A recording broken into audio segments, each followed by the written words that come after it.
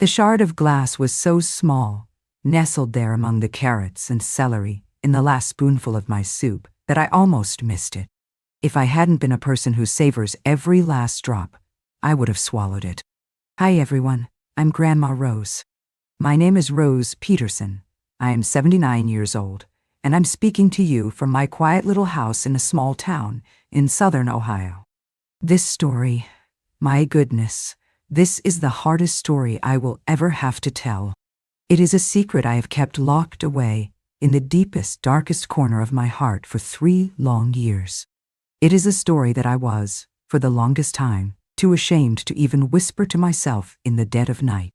How do you find the words to tell the world that the woman your only son loves, the woman you welcomed into your home as a daughter, tried to kill you? Not with a loud, angry blow, but with a quiet, smiling, and patient cruelty that is the most terrifying thing I have ever known. You see, when a thing like that happens, it breaks more than just your trust. It breaks your reality. You start to question everything. You start to believe their lies. You feel the shame of it settle over you like a heavy, suffocating blanket, and you start to believe that you are the one who is crazy. That you are the burden. That you are the problem that needed to be solved. It is a poison of the soul, and it is almost impossible to get out. I'm telling this story now because I finally did get it out.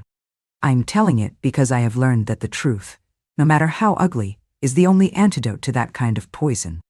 And I am telling it for anyone out there who has ever felt that their voice was being silenced, who has ever been made to feel that they were losing their mind by someone who was supposed to love them. Before I begin this journey, I would be so very grateful for your kindness. My hands are trembling just a little, you see. Please, take a moment to like this video and subscribe to our channel. Your support, your simple act of listening, it's a light in a very dark room. It gives this old woman the strength to finally speak of the unspeakable and to tell the world what was done to me and what I, in the end, was forced to do in return. Thank you, my dears. Thank you from the bottom of my heart. My life, for 51 years, was a simple and beautiful thing. My husband, my Frank, was a builder, a carpenter. He wasn't a man who spoke of poetry. He created it with his own 2 hands. He built this house, this very house I am sitting in now, from the foundation up. I can still close my eyes and smell the scent of fresh-cut lumber and sawdust, a smell that to me will always be the scent of safety, of love. He was a quiet man, my Frank, a man of deep, uncomplicated integrity. He believed in 3 things: a job well done, a promise kept, and the sacred duty of a man to provide a safe and loving home for his family. Our life was not a grand one, but it was a good one. It was a life of summer evenings on the porch swing, of tomato plants in the backyard, of the smell of pot roast on a Sunday. It was a life of quiet, steady, and unshakable partnership. He was the foundation, and I was the warmth. While he built the walls, I filled them with love, with the smell of baking bread, with the sound of our son's laughter. We were a team, a complete and perfect team. We had 1 child, our son, Michael. Oh, he was a good boy, a sweet, gentle soul. He had his father's kind heart, but he lacked his father's solid, unshakable core. Michael was a dreamer. He was a man who was always a little bit dissatisfied with our simple, quiet life. He loved us, I have never doubted that, but he was always looking over the horizon, dreaming of a bigger, shinier, and more exciting world than the one his father and I had built for him. He was a boy with a good heart, but a weak spine. A boy who could be easily dazzled. I think Frank understood this about him. He understood that Michael's gentle nature made him vulnerable. That was why Frank was so meticulous about planning, about security. He didn't leave behind a great fortune. We weren't wealthy people. We were working people. But he left behind a fortress. The house was paid for. Our pensions were secure. And he had a modest life insurance policy. It was all laid out, a small, safe, and carefully constructed world, designed to ensure that I, his wife, would be safe and independent for the rest of my days.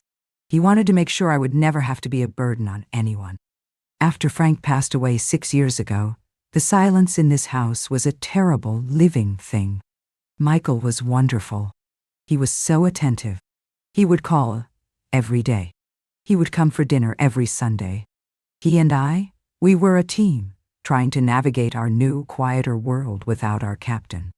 And for a while, it was enough. And then, one Sunday, he brought Isabel home.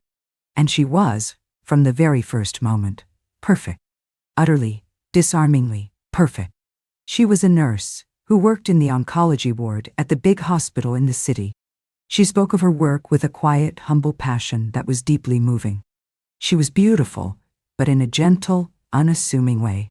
She wasn't a whirlwind of energy. She was a pool of calm. She had a smile that was so full of warmth, so full of what appeared to be a deep and genuine kindness, that it made my own heart ache with a sudden, fierce hope for my son. She walked into my home, not with the assessing eye of a real estate agent, but with the gentle reverence of a long-lost daughter. She complimented my quilts, and she didn't just say they were pretty. She asked about the stories behind them, about the stitches, about the hours I had spent making them.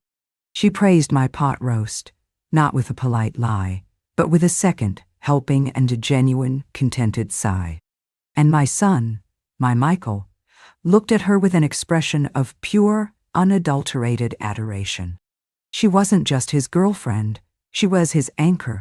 Her calm, competent presence seemed to soothe the restless, dissatisfied part of his soul. He wasn't just in love with her. He was in awe of her. That first evening, as she was helping me clear the dinner plates, she paused and looked around my simple, comfortable kitchen. "You know, Rose," she said, her voice a soft, gentle murmur. "This house, it has such a wonderful feeling. A feeling of safety, of love. It's the kind of home everyone dreams of having. You and Frank, you built something truly beautiful here." I had to turn away so she wouldn't see the tears that sprang to my eyes. To hear her speak of my Frank, of the home we had built, with such simple, heartfelt understanding.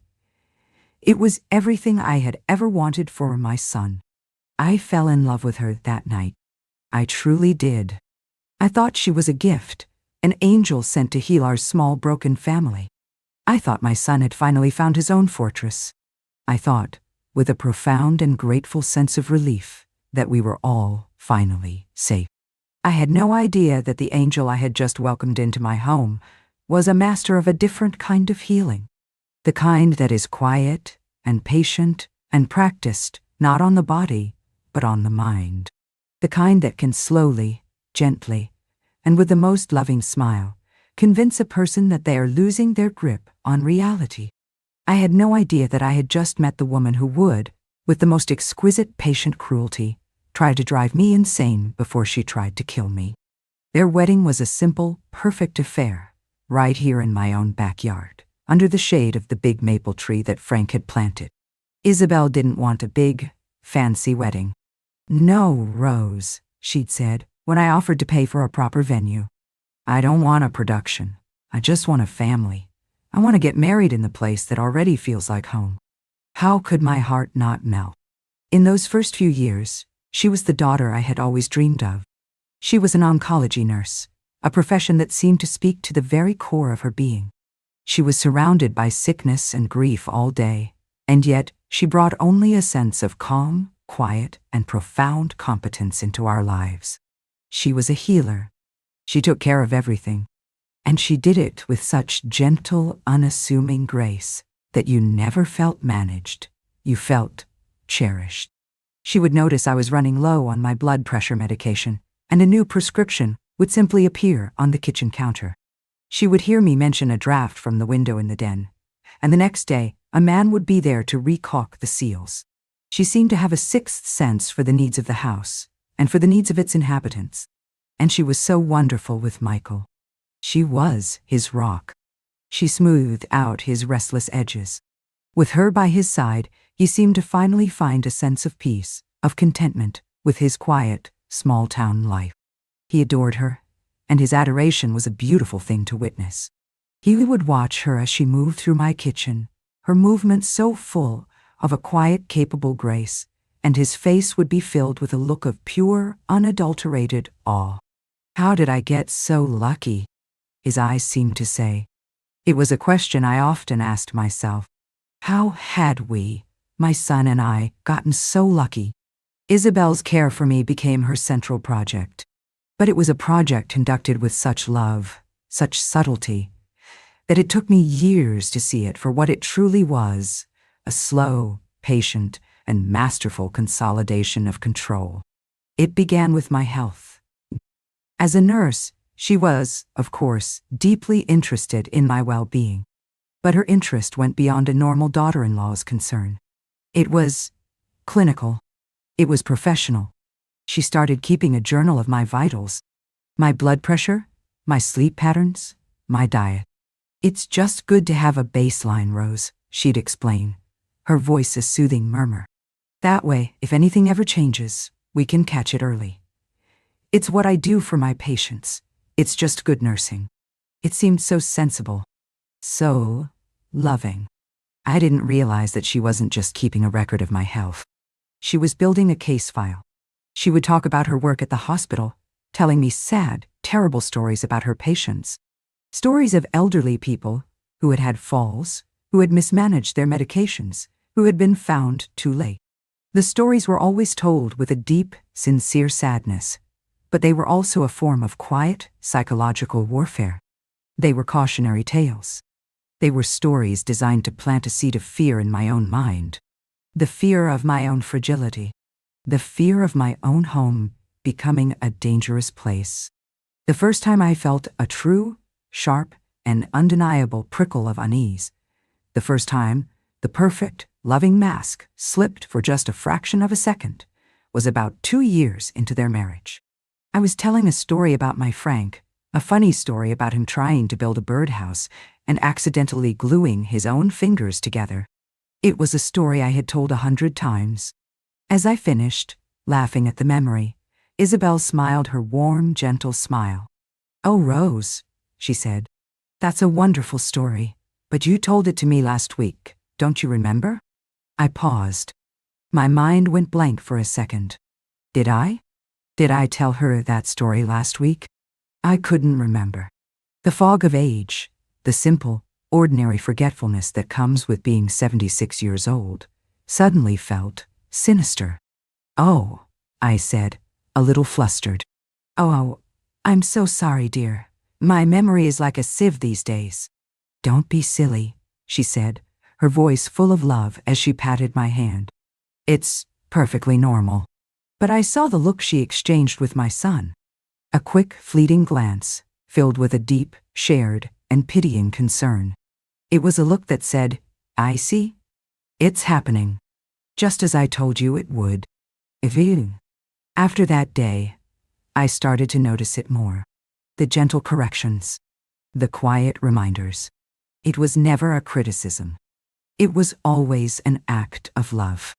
But it was a love that was slowly, methodically, convincing me that my own mind was an unreliable narrator of my own life. She would move my favorite knitting needles from my basket to a drawer, and then help me find them with a soft, gentle sigh. "Oh, honey, you have to be more careful about where you put things," she'd say to me, as if I were a toddler. She would ask me about a conversation we'd had the day before, a conversation I had no memory of, because it had never happened. When I would look at her in confusion, she would just shake her head sadly and say, "It's okay, Rose, don't worry about it." She was a master of it. She was creating a reality where I was constantly, gently, and lovingly being proven incompetent. And my son, my dear, sweet, trusting son, was her primary audience. He saw his brilliant, capable, loving wife, a professional nurse, caring for his aging, forgetful mother. He didn't see a predator. He saw a saint. The ground was being prepared. The seeds of my own decline were being carefully planted, watered, and tended. And I, in my love for my son and my admiration for his perfect wife, I helped her till the soil.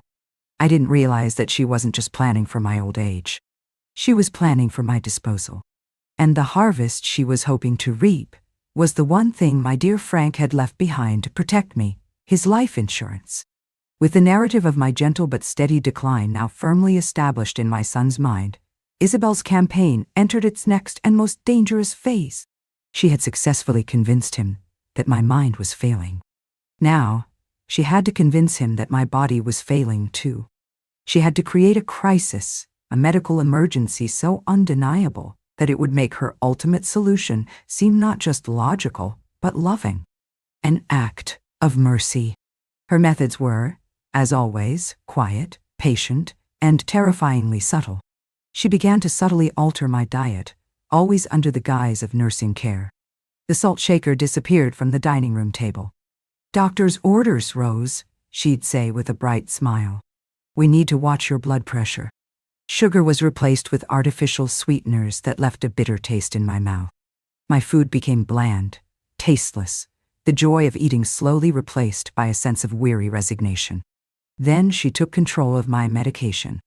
I had been on a low-dose blood pressure pill for years, a simple, routine prescription. Isabel insisted on taking charge of it. "With your memory, Rose, it's just not safe for you to be managing this yourself," she'd said, her voice full of an unshakable professional authority. "A double dose by accident. It could be catastrophic. I'll sort your pills for you each week. It's what I do for my patients. It's safer this way." And so, every Sunday, she would sit at the kitchen table with my pill bottles and her little plastic dispenser. I would watch her, a cold knot of dread in my stomach that I couldn't quite name. I trusted her, but I also feared her, and I did not understand why. Now, I understand. I understand that she was not just sorting my medication. She was tampering with it. Mr. Peterson, the forensic accountant from the other story, could unravel a financial trail. But how do you unravel a trail of crushed pills, of opened capsules, of doses so subtly, so expertly, altered over time, that their effect is a slow, creeping, and deniable decline? I began to feel unwell, a constant, low-grade dizziness, a fogginess in my head that was different from simple old-age forgetfulness, a tremor in my hands that I had never had before. I felt weak. I felt vulnerable. And with every new symptom, Isabel's concern, her watchful presence, would intensify. She would document everything in her little leather-bound journal. "Another dizzy spell this morning, 10:14 a.m., she would murmur, making a note. "Hand tremors seem more pronounced today." She was creating the medical record of the woman she needed me to become. My son, my poor, blind son, saw only what she wanted him to see. He saw his mother, fading away before his eyes. And he saw his wife, his sainted, tireless wife, caring for her, tending to her, her face a mask of loving, weary concern. He was consumed with a mixture of grief for me and a profound, overwhelming gratitude for her. He was putty in her hands. The crisis she had been so patiently engineering came to a head on a cold, gray Tuesday in November. I had been feeling particularly unwell for several days. I was so dizzy I could barely walk from my bedroom to the kitchen. I had no appetite. I felt a deep, profound, and unnatural cold in my bones. That evening, Isabel decided to make my favorite soup, a hearty, creamy chicken and vegetable soup. It was a gesture of love, a gesture of care. She served it to me herself, in my favorite earthenware bowl. "Here you are, Rose," she said, her voice a soft, gentle caress. "A nice, hot bowl of soup. It will make you feel so much stronger." She sat across from me, watching me with her warm, compassionate nurse's eyes as I ate. The soup was delicious. It was warm, and it was comforting. I was so hungry. I finished the whole bowl. As I got to the very end, scraping the last of the creamy broth from the bottom of the bowl, I felt something strange against my spoon. A tiny, hard, sharp little something. It was not a piece of bone. It was not a piece of gristle. It was sharp, like a sliver of crystal. I paused, my spoon halfway to my mouth. I looked at it. The light from the kitchen fixture glinted off its sharp, unnatural edge.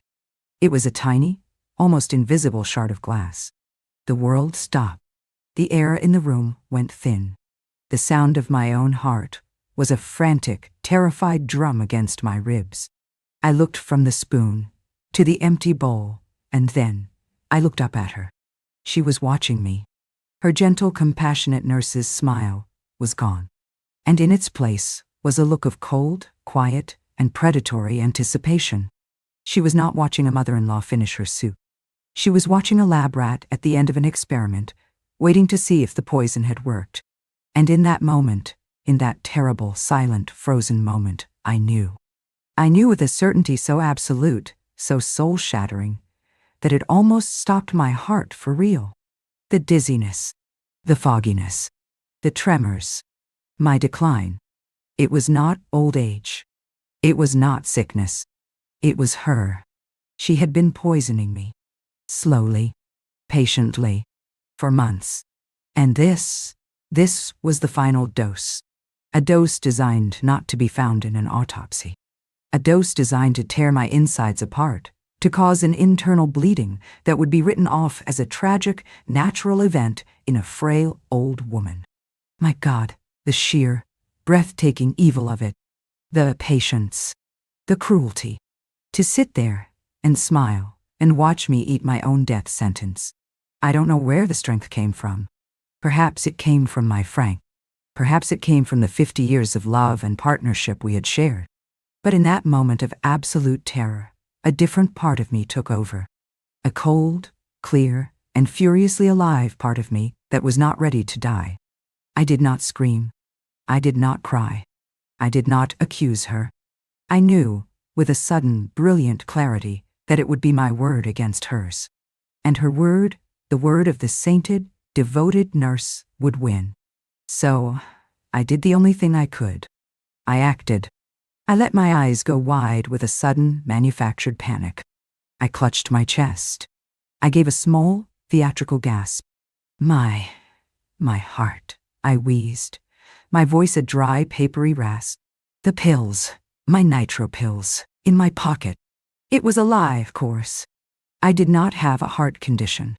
But she didn't know that. She only knew the narrative she had created. The narrative of the frail, sick old woman.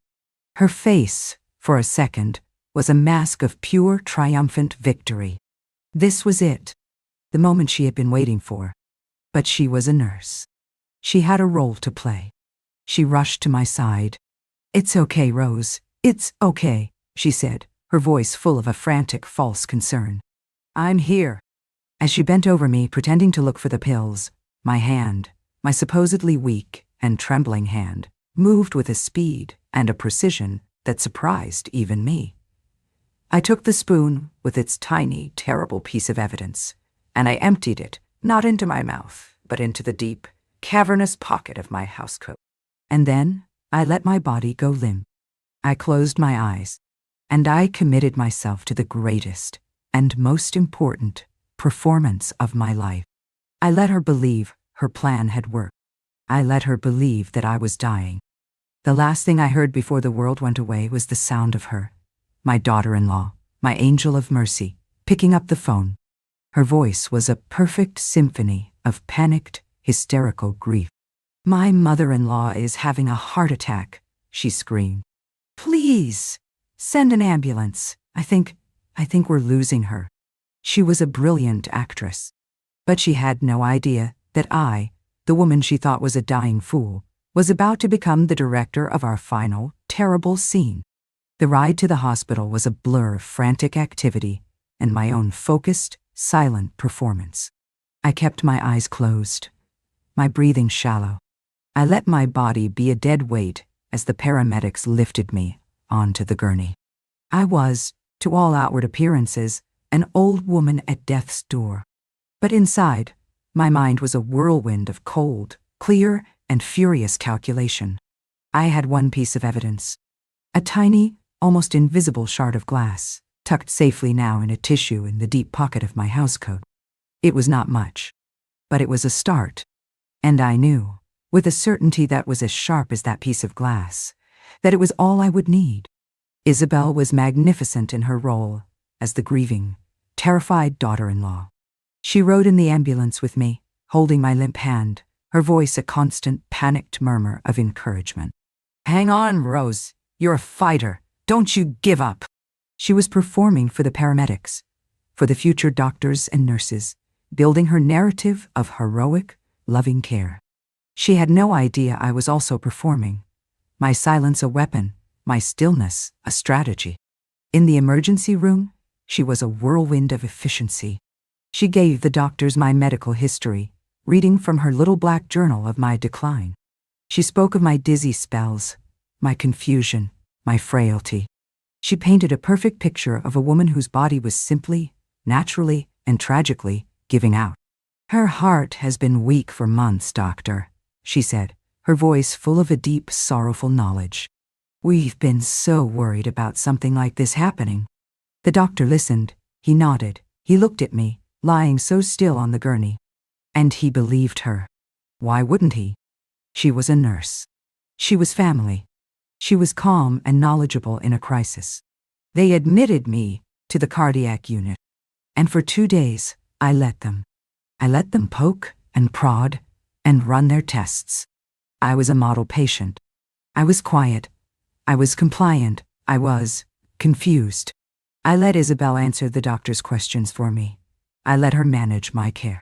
I was lulling her into a state of absolute, unshakable confidence. She believed she was in complete control. My son, my dear Michael, was a wreck. He sat by my bedside, his face pale with worry, his eyes full of a terrible, guilty grief. He believed he was losing his mother. He clung to his wife's hand, looking at her with a profound, desperate gratitude. She was his rock, his strong, capable angel of mercy, managing this terrible crisis with such grace. The turning point, the moment my quiet, passive defense turned into an active, strategic attack, came on the 3rd day. The head cardiologist came into my room. He was a kind, older man with wise, gentle eyes. Isabel and Michael were there. "Well, Mrs. Peterson," he began, a warm smile on his face, "I have some very good news. We have run every test imaginable, and your heart is as strong as a horse. Whatever happened to you the other night, it was not a heart attack. Your blood work is a little strange, you're anemic, and your potassium is low, which might explain the dizziness, but your heart is perfectly healthy." I watched Isabel's face.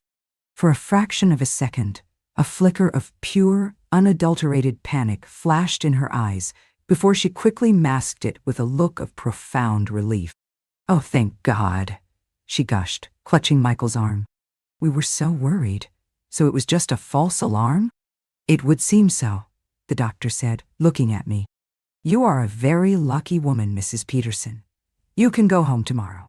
As he left the room, Isabel's mind was already working. I could see it in her eyes. The first attempt had failed. She would have to try again. She would have to be more careful next time. But she still believed she was in control. She believed I was just a lucky old woman.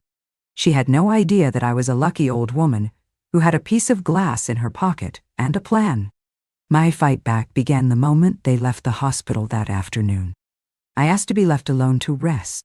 The moment the door closed, I was on the nurse's call button. I did not tell the nurse I wanted to see a doctor. I told her I wanted to see a police officer. I told her I believed I was the victim of a crime. The young policewoman who arrived was named Officer Miller Dye. She was sharp and professional, and she had eyes that did not miss a thing. I did not tell her a long, rambling, emotional story.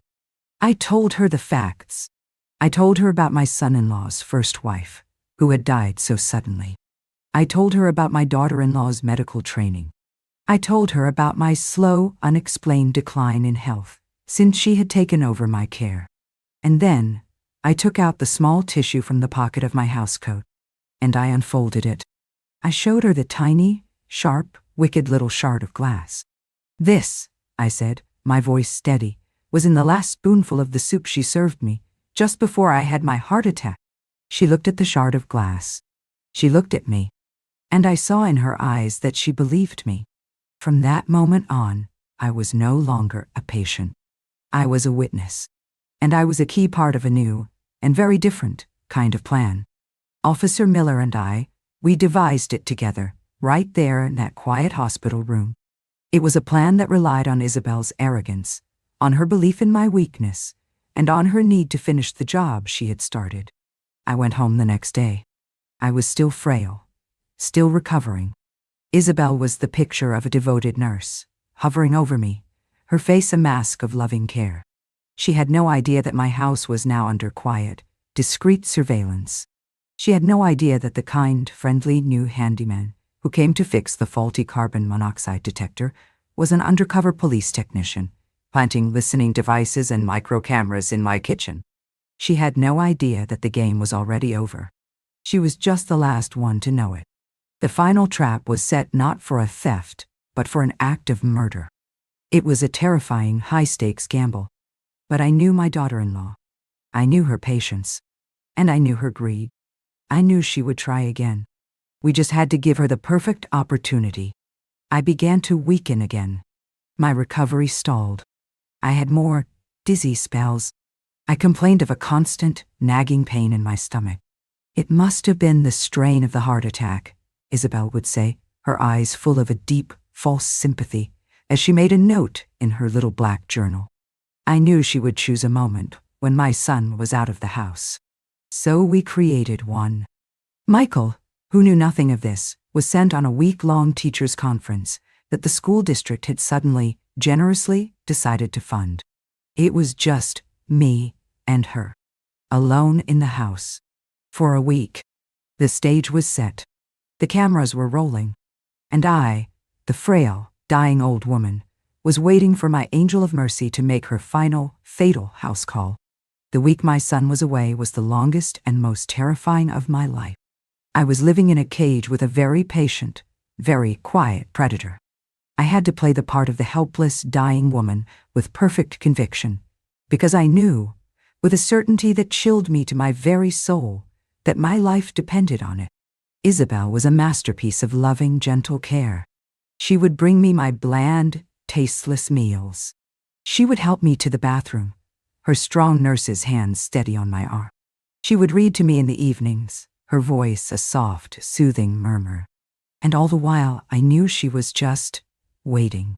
She was waiting for the right moment, the perfect opportunity to finish the job she had started. I was a lamb, willingly allowing the wolf to tend to me, all while knowing she was just waiting for me to be weak enough for the final slaughter. The moment came on the 5th night. I had complained of a terrible stomach ache all day. I had barely touched my food. I was, to all outward appearances, at my absolute weakest. That evening, Isabel made me a cup of warm chamomile tea. "Here you are, Rose," she said, her voice a soft, loving whisper as she brought it to my bedside. "This will help you sleep. Just relax. I'll be right here if you need anything." I knew this was it. The tea. It would be something simple, something untraceable. A massive overdose of a sleeping aid, perhaps, crushed into a fine powder. Something that, in a frail old woman with a history of health problems, would simply cause her heart to quietly, peacefully stop in her sleep. A tragedy. An act of God. I took the cup, my hand trembling convincingly. "Thank you, my dear," I whispered. "You are so good to me." She smiled, a small, sad, compassionate smile. "You just get some rest," she said, and she squeezed my hand before turning to leave the room, leaving the door slightly ajar so she could listen. I held the cup. I could smell the chamomile. I could also smell another, fainter, more bitter scent underneath it. I sat there for a long moment, my heart hammering. The cameras were rolling. The police were listening. But in that moment, I was utterly alone with a cup of poison that the woman my son loved had just handed me. And then I began my final performance. I began to cough. A small, weak, rattling cough at first. Then it grew louder, more violent. A deep, hacking, desperate cough of a woman struggling for breath. I let the teacup tilt in my hand, spilling a small amount onto the bedside table. I heard Isabel's footsteps in the hall. She was listening, "Rose," she called out, her voice full of a perfect, practiced concern. "Are you all right?" I didn't answer. I just kept coughing, a terrible wrenching sound in the quiet house. The bedroom door creaked open. She stood in the doorway, a dark silhouette against the hallway light. "Rose?" she said again. And then, with a final shuddering cough, I went silent. I let my head fall back against the pillows. I let my arm go limp, the teacup tipping from my grasp and shattering on the hardwood floor. She thought it was over. She thought she had won. She stood there for a long moment, just watching me, savoring her victory. And then, she moved. She didn't rush to my side. She didn't check for a pulse. She didn't call 911. The first thing she did, the very first, methodical and damning thing she did, was to go to the bedside table.